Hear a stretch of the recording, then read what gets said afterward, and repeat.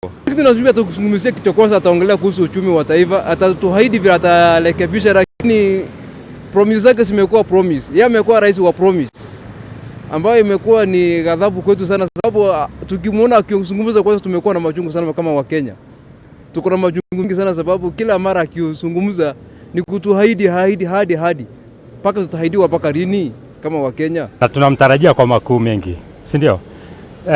Ningependa hasa ateremshe bei ya mafuta. Wananchi alivyosema yeye mwenyewe amefungwa mikono. Ateremshe mafuta.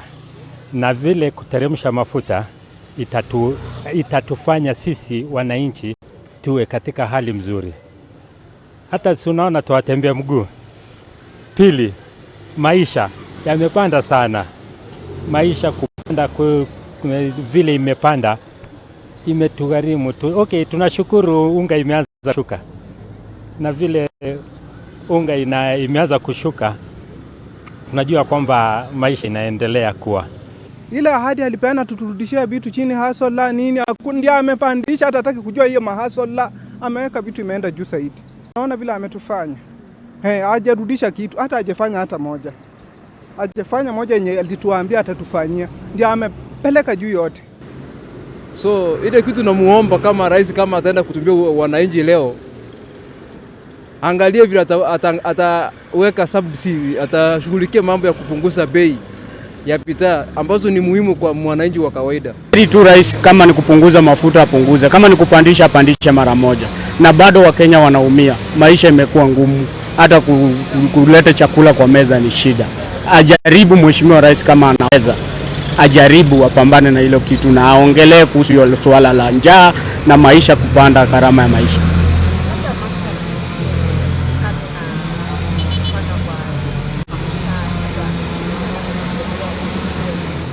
Mimi naona ataongelelea kulingana tu na kwa hiari yangu, naonekana ataongelea kuhusu vile anasema ametengeneza uchumi, na uchumi Mkenya wa kawaida ili anateseka kuumia. Hata saa hii ukiangalia kila mtu anakula hata mara moja kwa siku. Kazi kwa Rais Ruto kwa asilimia, kwa performance ya 10/10 naompa 1%.